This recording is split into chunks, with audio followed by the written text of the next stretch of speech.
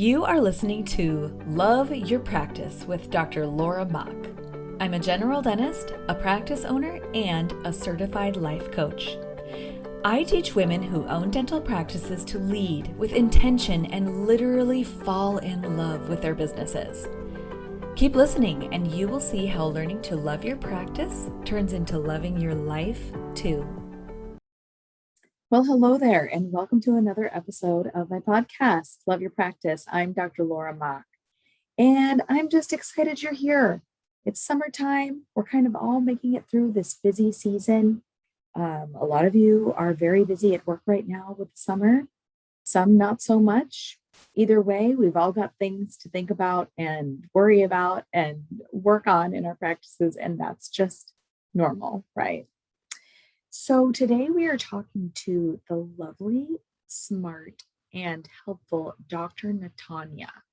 Natanya is an endodontist by training, and she doesn't practice dentistry anymore. She is a weight loss coach. So in that way, she has been trained by the same school that I was trained on. And so her weight coaching that she does has a lot to do with what's happening in our minds, not necessarily just her telling us what to eat or drink or what not to eat. And beyond that, she's just a lovely, wonderful, smart person who, after interviewing her, I really felt like I was better equipped to take better care of myself. So tune in for that. Make sure you listen to the end, because at the very end, she gives us a question we can ask ourselves that I have been asking myself ever since we recorded it, and it has been making a difference in the quality of my own life. So listen in, and I will see you on the other side. Thanks, ladies. So I would like to thank Dr. Natanya Brown for joining me on my podcast. Thank you, Dr. Brown. Thank you so much for having me. I'm really excited to be here. It's an honor. I feel like we've been sort of planning this for a while, and it's just finally coming to fruition. Yeah, absolutely. Absolutely. It's exciting to finally have it nailed down. Yeah. And I feel like this is kind of what happens when two amazing, busy, in-demand women are like, we're going to do something together. Well, that's a really good way to put it. And I feel like I'm so inspired by all the things that you do. I'm just excited and honored to get on your busy calendar. Oh, well, I'm honored to be on your calendar. Thank you for taking the time to do it, because I know you've got all sorts of stuff going on. Absolutely. Yeah, as it should be. So do you want me to call you Dr. Brown or you can Dr. call me Natanya? You can call me Natanya. Natanya. Okay.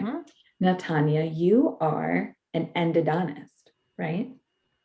By Yes. training. Yes. And you are also a life coach.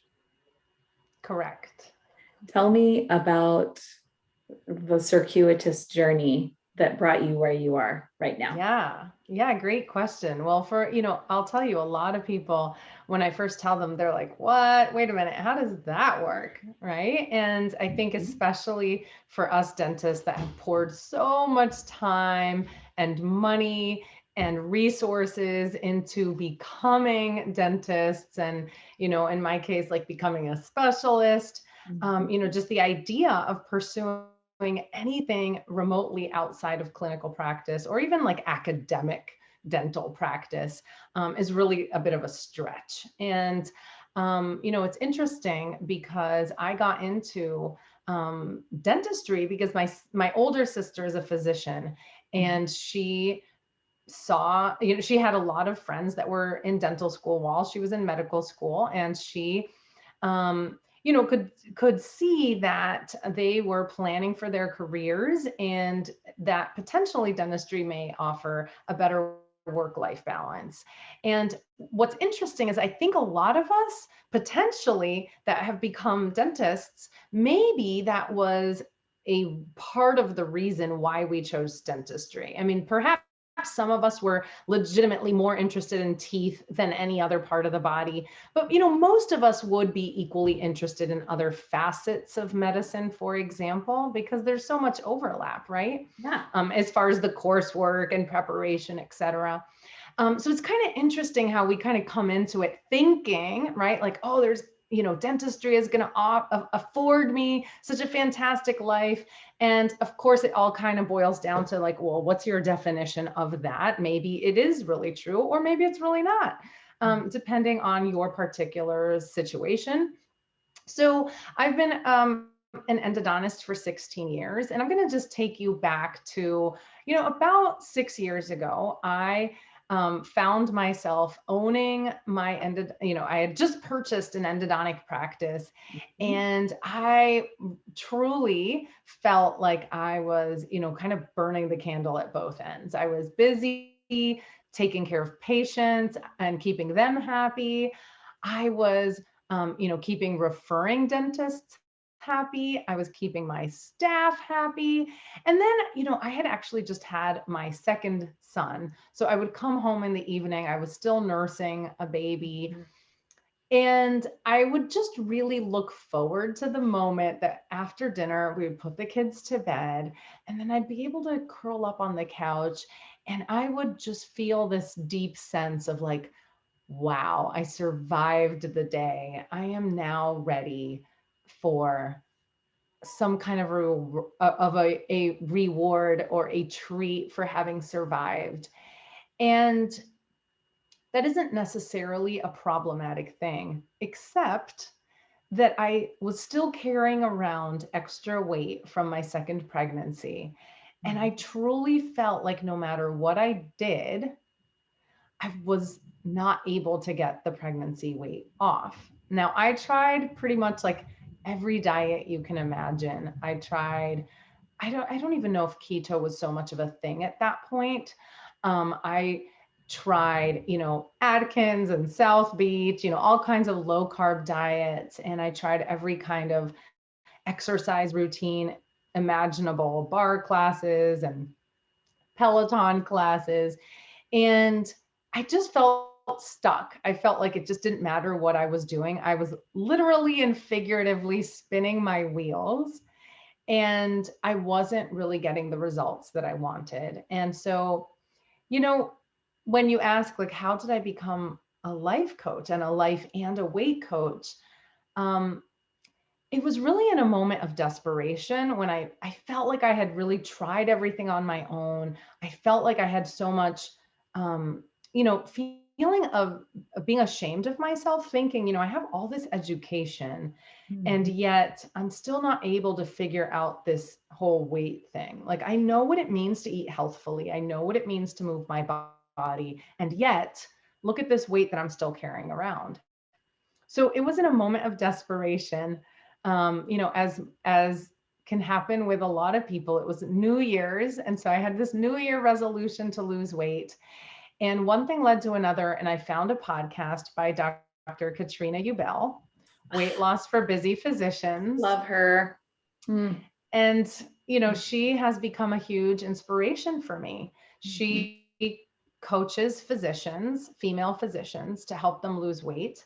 And so I started listening to this podcast, and I'll tell you, it was probably by episode 3 or 4 that I quickly figured out that, she was doing a lot more than just telling people like, hey, you might want to eat hummus and carrots instead of French fries, right?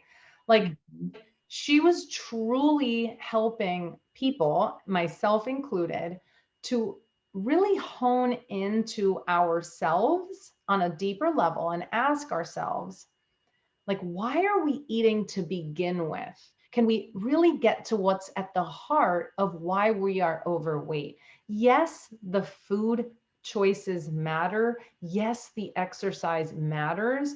But what matters even more is how all of our emotional baggage can translate into added weight on our body. So she, probably the best way for me to describe it is that this podcast was my gateway drug, so to speak, into the world of mindfulness, into the world of truly taking care of oneself by first taking care of one's mind. And so,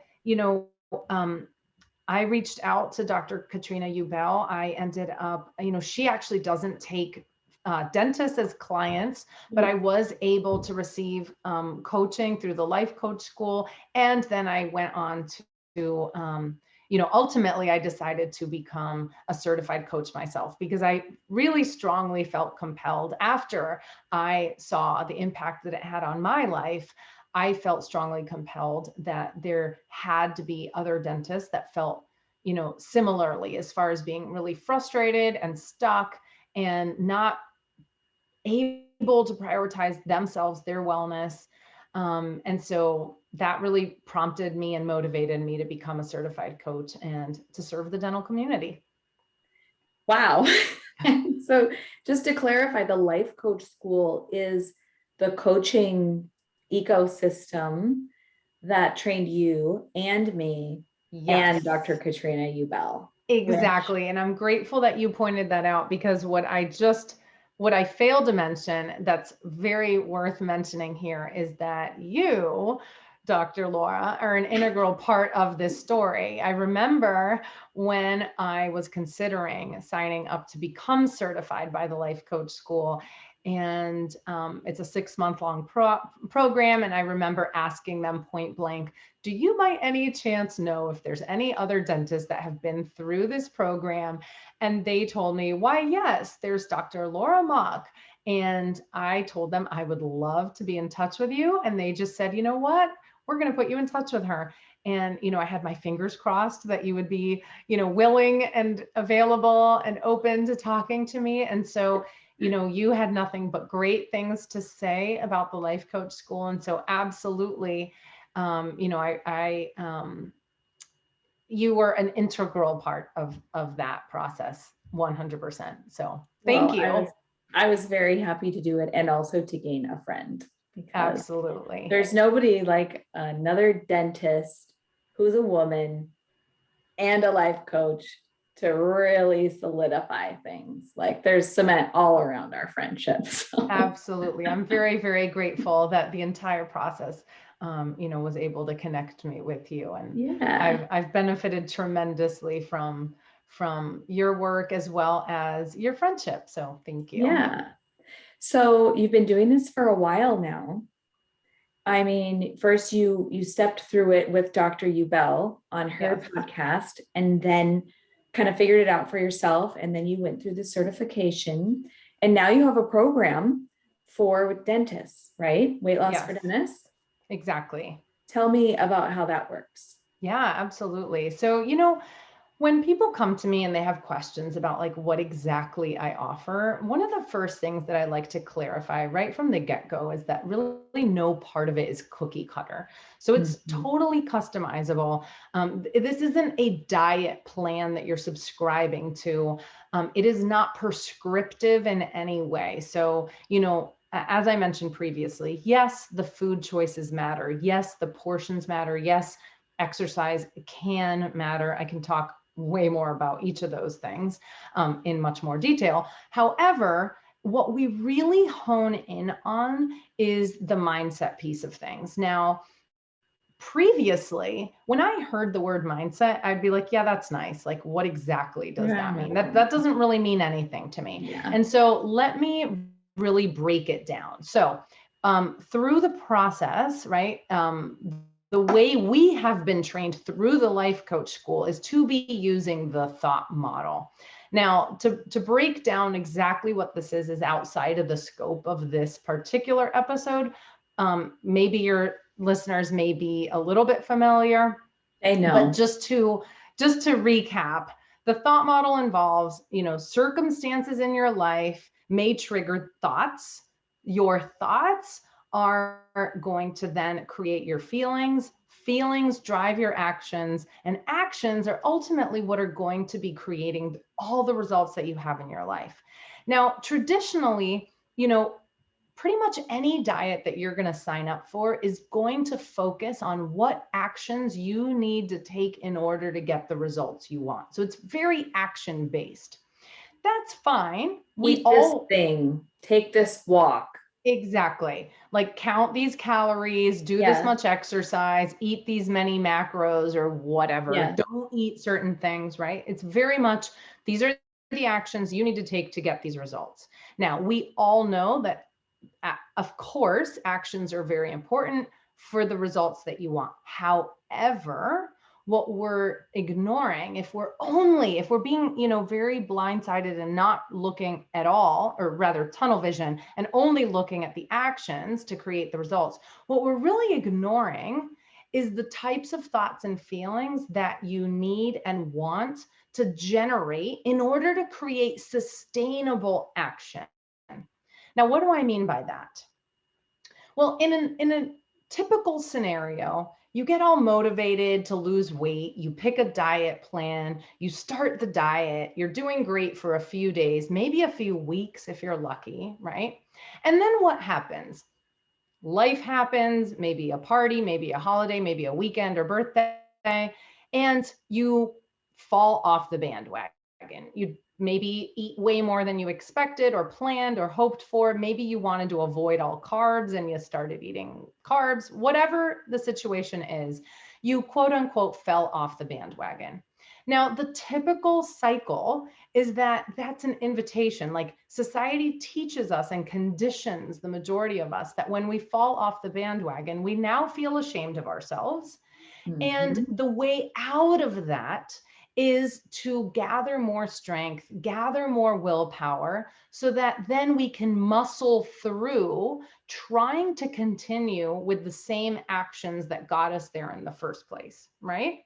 Yep. So it's, again, focused on the actions, but the thoughts are no longer motivating thoughts. There's no longer a feeling of motivation. It's more like shame, or gee, how did I mess up? Or man, I just can't seem to figure this out. I just need more strength. There's a whole host of thoughts like that, right? Does that sound familiar? Yeah. And sometimes for me, it's thoughts of deprivation. This is so unfair. I see all these skinny people eating all this stuff, but here I am with my salad and I'm not skinny like them. This isn't fair. Yeah, this isn't That fair. creates feelings that are not motivating to eating the right thing. Exactly. And so you can, of course, tell yourself, like, I just need more strength. I just need more willpower.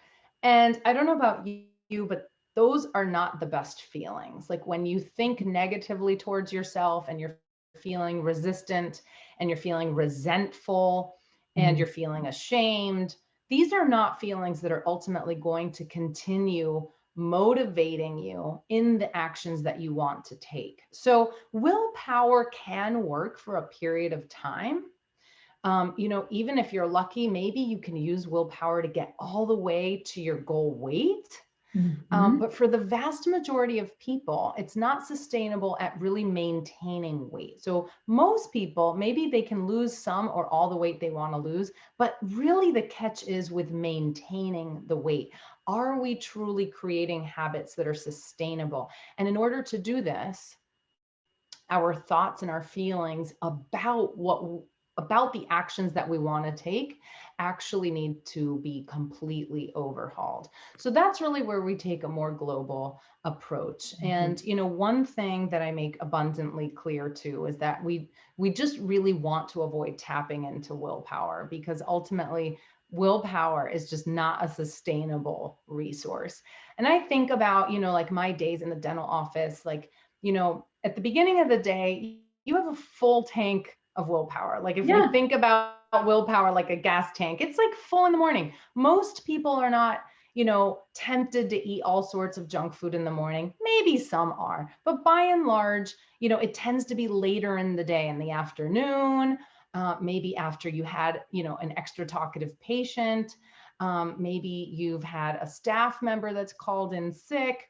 Maybe you have an argument with your spouse when you get home, or like your kids are misbehaving. All of these things start to chip away at your willpower. And so then in the evening, right, like when you come home from a long day seeing patients, it's already, 6, 7, 8 p.m. You're already hungry. Add on top of that feelings of like, I deserve a reward for having survived. Willpower is really not going to help you out in those situations. Most of the time, we're going to be much more likely to give in to any urges we have to eat food that we might regret later. So I really, my approach is much more based out of, creating plans for people, for individuals, taking into consideration their life circumstances, setting them up for success. And the thought behind it is, how can I show myself love and compassion in this process to fuel the change, as opposed to willpower, deprivation, restriction, self-loathing, those kind of thoughts. If we can go back for a minute to how you would do your day of patience, and then you would nurse your baby and be the mom and then tuck them in bed. And you get to this point where you're like, I made it, now I get my reward. It just makes me think about the times in my life where I've chosen at the end of the day to get off of my bandwagon. And usually it has to do with something that went badly in the middle of the day. Maybe I was extracting a tooth that broke, or I was going to seat a crown, but the contact was open and the patient got huffy with me, or, any number of things that maybe I was busy and I didn't even have time to pee. I always say that one. I'm running from thing to thing. And I get to this part where my body wants to stop feeling that unpleasant emotion that was created during the day from whatever crappy thing happened. And I got in the habit of stopping that bad feeling by covering it up with something that would automatically feel better. Yeah. And maybe it was ice cream, or maybe it was a glass of wine. Maybe it was chips while I was cooking. Absolutely. I was making a salad, but I was eating tortilla chips, Yeah. I just think, we ascribe to the same philosophy, which is that we gotta be aware of what's happening during our clinical days in our brain, because our brain's going to take us for a ride of scarcity or shame, or any number of unpleasant feelings. If we can get to that, then if we want to lose weight, we can lose weight. Then if we want to love our practice, which is what I teach, we can love our practice. We can come home and not have to feel sorry for ourselves or try to cover up what bad thing we've been feeling. Absolutely. I can't agree with that more. A big part of your work, as well as mine, is truly honing in on, what am I feeling right now? And is it possible that I can feel this feeling and survive? Mm-hmm. And is it possible that this feeling can teach me something about myself? Yes. And why am I automatically trying to run away from this feeling? See, we're taught, right? Like, society teaches us, we have this notion that, like, we've kind of bought into from a young age, that we should just always seek to be happy, right? And like, I know Brooke Castillo, the founder of the Life Coach School, I might get this quote a little wrong, but she said something to the effect of, like, we have the audacity to believe that, we should live until old age, and that we should be able to provide for our children, and that we should, never really face adversity, and that we should always be happy. And if I could paraphrase that for dentists specifically, like, as when we graduate from dental school, maybe we've also bought into this notion that, like, our lives as dentists should be stress-free. That, I remember that we should be able, Yeah. that we should, just like my sister told me, bless her soul, it's this great work-life balance that, that perhaps, patients should always be happy to see us, that we should be able to make a really good living, like make good money. And so there's just this mentality that, it's really like the land of milk and honey. And what it really fails to teach us and empower us with is, there's going to be ups and downs no matter what your chosen profession is, right? Mm-hmm. And happiness isn't always what we're going to be feeling. There's a lot of different feelings down the entire path, and maybe each day we're going to feel a whole spectrum of feelings on a day-to-day basis, right? And like happiness is one part of it, but there's, you know, everything in between, right? Positive and negative feelings. And what would it look like if we were open to truly feeling whatever feelings we're having in the moment, as opposed to only signing up to feel the happy feelings and then running away from all the other ones, right? Like I would get home from work stressed out.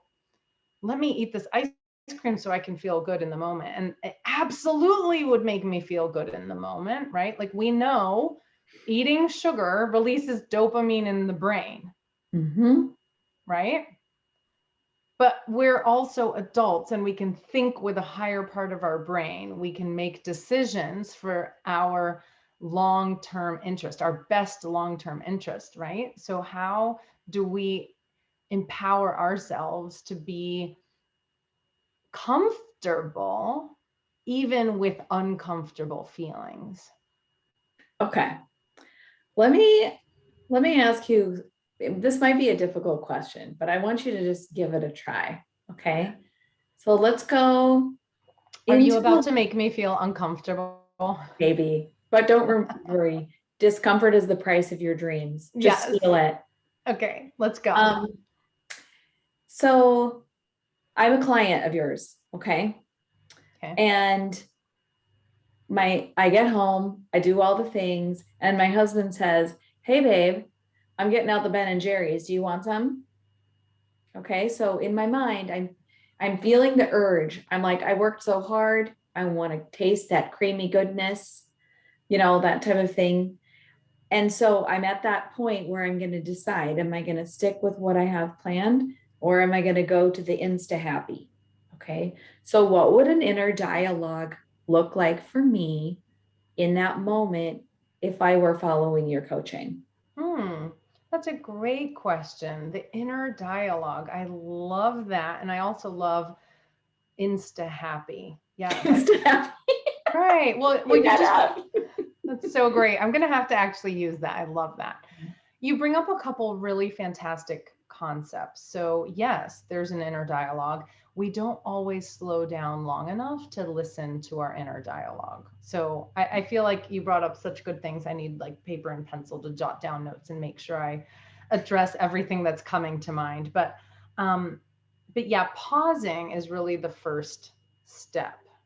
So frequently when we have an urge to eat something that maybe we're going to regret later, it's like we're on fast forward. I remember times that I would just, eat half the pint of ice cream or the whole pint of ice cream and not even really realize it until afterwards. Like, I'm like, oh my gosh, I just ate this whole thing. Like, it was enjoyable, but like I barely slowed down long enough to actually enjoy it. So when it comes to actually managing urges and figuring out how we even want to process this, the first step is to slow down and even just recognizing that there is an urge, bringing awareness to it is truly half the battle.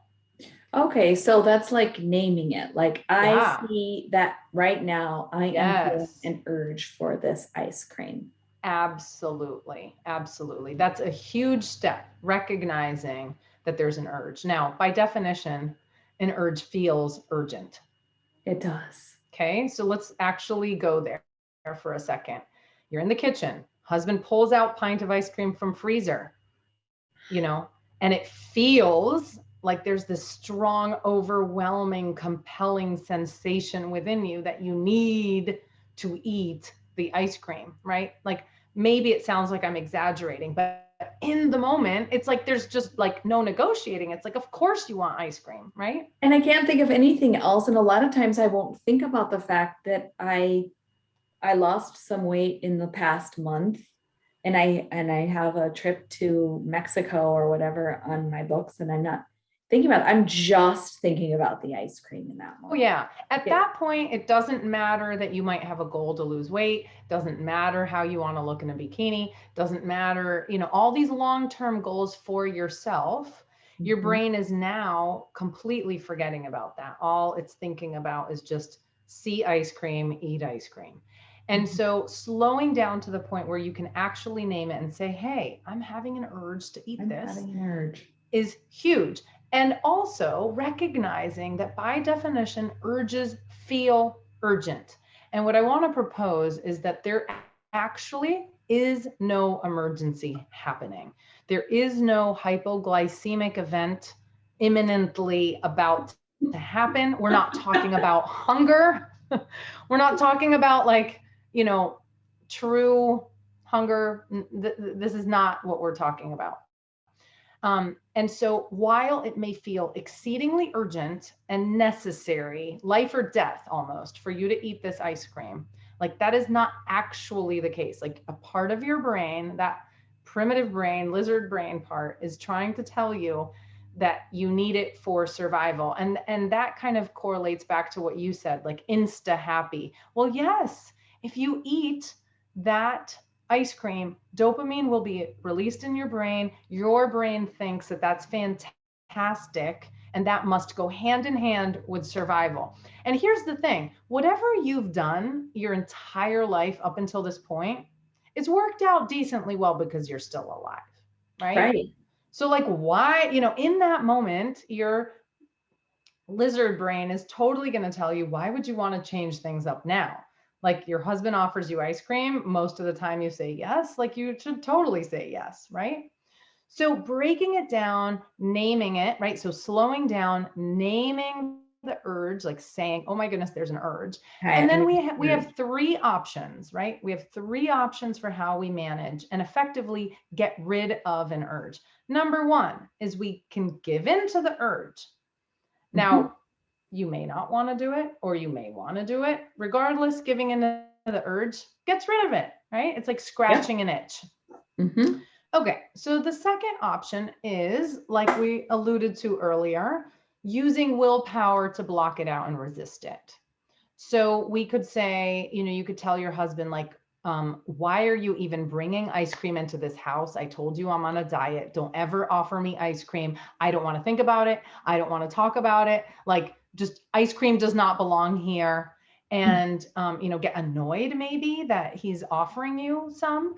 And this technique is really, you're just blocking it out. And what happens is, when we focus our energy on blocking out the urge, we're effectively giving more power to it.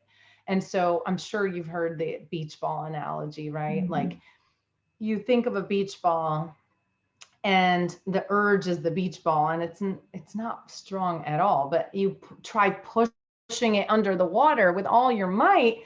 And then sure enough, it comes popping out of the water with all the strength that it has, because you've given it power. So that's the same when we try to, resist an urge. Most of the time we end up saying, I need to block this out, and then, okay, forget it. Give me the whole pint of ice cream. Now I'm just going to eat it. Now I'm going to just give into it. So the third option, which is really what I recommend, is to just sit with the urge. And that is uncomfortable. So you're just noticing that you have the urge. You're recognizing that it's uncomfortable to feel the urge without feeling the need to attend to it. And the beautiful thing is that the urge actually won't stay there forever. You may feel in the moment that the urge will stay there forever, but that is not the case. Now, that may take practice. It doesn't necessarily come perfectly overnight. But with a collection of practicing this process, you can become really great at noticing that you have an urge and just letting it go. It doesn't have to overpower you at all. And so you bring up a really good question, because part of what you asked was, like, if you were my client, what would be going on in your mind? And again, this is truly it's a process to kind of retrain your brain from wherever it is into a new way of thinking, so that when you are, like, what would it look like to have your husband offer you ice cream and to legitimately just say, like, yeah, I'm sure I would enjoy eating some, but I'm choosing not to have any because it doesn't go in alignment with my future version of myself. I want to lose weight at whatever rate I have decided in advance. And I don't have to be angry or resentful at my husband. I don't have to feel deprived. I can also choose when I'm going to have some ice cream, right? So this isn't to, single out ice cream and say we should never be eating ice cream. With love and compassion, I can also decide when I do want to have ice cream. Mm-hmm. Yeah. Hopefully that answers your question. It does. Yeah. I like that you brought up that you can create or retrain your brain to react in a new way over time. And what I found, because I have also studied this method, they make everybody study it for my listeners. When you get certified, you learn the weight loss process too. I haven't gotten into it as deep as you have, but I learned over time how to look at a food that I know is in alignment with my health and feel more neutral about it by what I say in my own mind about the food, which is usually something like, oh, that would be tasty, but it's not for me. Or something. You have to make it real simple, and something that if you say it enough times to yourself, then it just starts to pop up on its own. And we know that will happen because, again, human brains, they're predictable. Yeah, absolutely. Absolutely. That's such a good point. So the way that we think about things, it's interesting because it really is malleable. We tend to think that we're always going to have these thoughts. And I got to tell you, through this work, I really came to understand on a much deeper level just how malleable we are. I used to think of myself as a devout chocoholic. So specifically when I was talking about, coming home and getting the kids to bed and feeling stressed out and looking for a reward, it would probably be in the form of chocolate. I just felt, and the funny thing is that there were times that I truly felt pretty full from my dinner, like not even just satisfied, like overly full. And yet there's always room for dessert, right? Like I would just, I would have this thought like, well, of course I'm not going to not have dessert. Like I have to have dessert. Like it's part of, I felt like it was part of my essence. Like I needed it, Yeah. And so what I came to realize is like, no, I don't. I don't actually need it. And it's fine to enjoy it. But, there's such a difference between truly sitting down and enjoying a dessert in whatever, moderate portion versus, eating something like when you're already stuffed and your brain is just saying, like, I should just eat this just because, like, I just should, because I'm, used to the like routine of it. Like it's just ingrained in my routine. And I don't even know that it's enjoyable at that point. It's just kind of, it formed part of my daily habits. So I got to a point where I was truly able to like reinvent myself and really ask, like, is that a habit that I want? Like, do I want to be having a dessert when I'm already really full? Or would I prefer to save that same dessert to eat at a time when I'm not stuffed to the gills? Like, how much more enjoyment am I going to get out of it then? Right? Yeah. Wow. So my listeners are not only female dentists, a lot of them are owners. So they're busy. They have a lot of responsibility and they have a lot on their plates, not their food plates, but what they're responsible for. And I'm just wondering, like, what advice do you have for any of my listeners who are interested, but they want to take a baby step, because maybe something that's not very time consuming or that their brain will tell them is too much work. What would be a good next step for someone who wants to take their health up a couple of notches? Yeah, that's a really great question.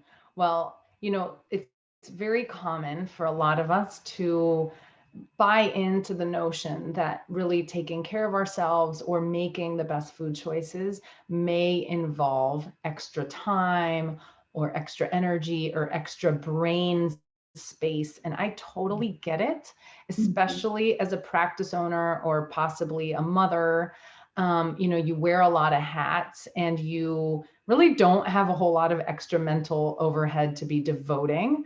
But if there's one thing I would say is, there's a question that I've learned to ask myself, and it just takes a split second. It doesn't require any extra time or any extra preparation or any, even really anything outside of your normal routine. It's simply asking yourself the question, what do I need right now? What do I actually need right now? Now, part of that question may be, I need to figure out how I'm feeling. Maybe it's asking yourself, like, how do I feel in this moment? And then what do I need?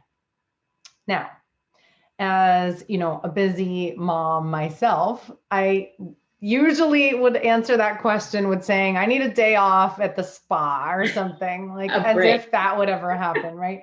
I need a break from my children or patients.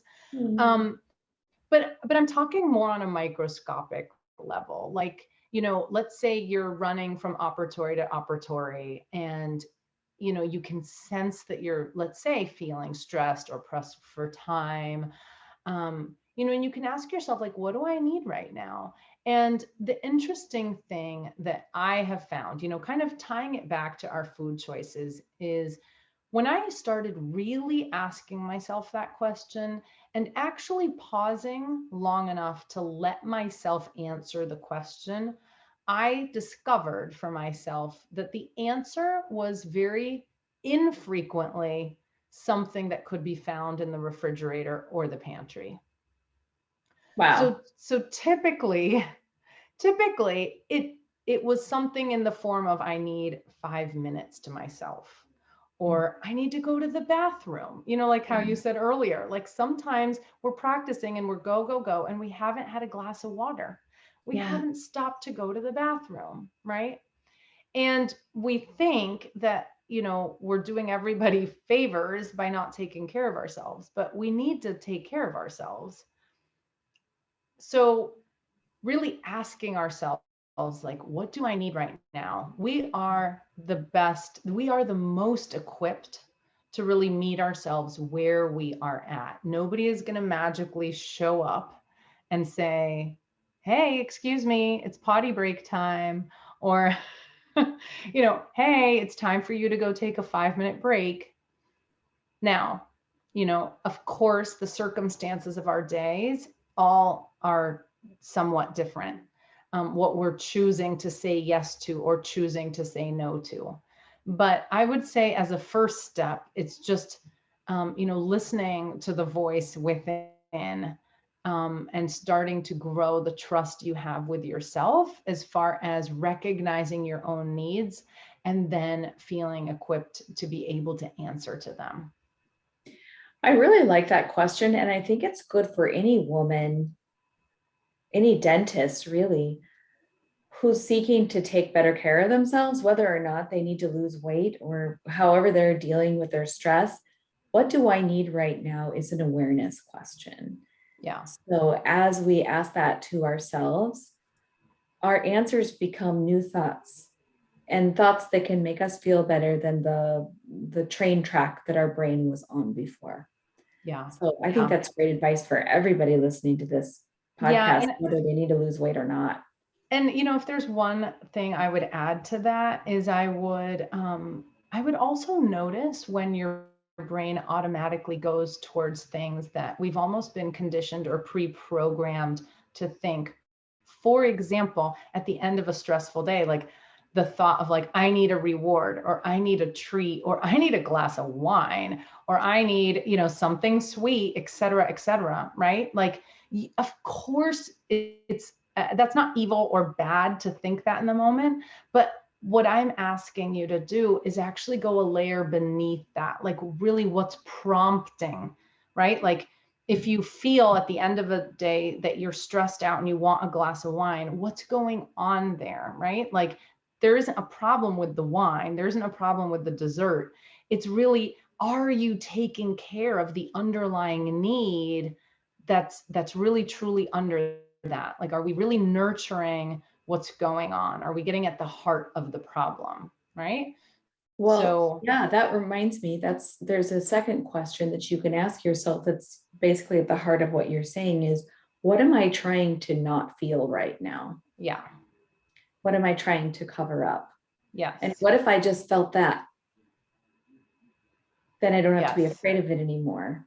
Then I can Yes. our bodies are created to feel the emotions. Yes. It's just like the law of gravity, except for it's emotions in our body. We can't fight gravity and we Yes. can't fight these emotions. So if we feel them and acknowledge them and name them Yeah. and ask ourselves if we actually have to get rid of that emotion, we'll be so much more at peace Yeah. Yeah. Absolutely. and make better choices Absolutely. for ourselves. Absolutely. I couldn't agree more. I think you just hit the nail on the head. Boom. All right, we're almost out of time. Let me ask you one more question. Okay. This has been such a fascinating interview. So I am positive that there are people just hanging on every word that comes out of your lips. Oh, you're How so can we sweet. find more of you? Oh, you're so kind. All right. Well, so I have my website, of course, which is drnatanya.com. That's drnatanya.com. I enjoy posting on social media every day, either posts or videos. So on Instagram, it's dr.natanya, at dr.natanya on Instagram. I also have a Facebook group that's Weight Loss for Dentists. I don't really know how to verbally instruct people to go find it.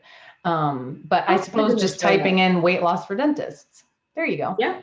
But we'll see if we can get a link to it in the show notes. So people can go to my website, loveyourpractice.net, and click on the episode with you and me, and they can find the show notes there. That's awesome.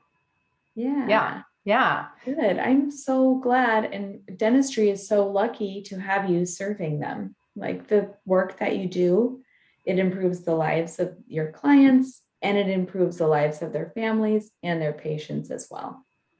Thank you so, so much. I think you and I feel similarly in that we're part of, a group of like-minded dentists that are really trying to work to improve the lives of dentists, right? Through mindfulness, through mind management, through wellness practices. I absolutely love the work that you're doing. And I so wish that I would have gotten to know you earlier when I owned a practice and was so stressed out. I know I could have benefited tremendously from your work then. However, I'm very grateful that I can still benefit from it now. Yeah. Everybody who buys a practice should be required to take a course from a life coach so they can, the brain won't have to take them on those rides. Exactly. To go on. So I thoroughly agree. Yes. You do amazing work. So please keep doing what you're doing. Thank you so much for having me on. And thank you for coming. Everyone's going to love this episode. So thank you so much. Thank you. Thank you for listening to Love Your Practice with Dr. Laura Mock. I would love to meet you. To join our movement, find the Facebook group called Love Your Practice and request to join. If you can't find it, just send me a message and I'll add ya. You'll find me there helping all of my ladies to fall in love with their businesses and have a better life.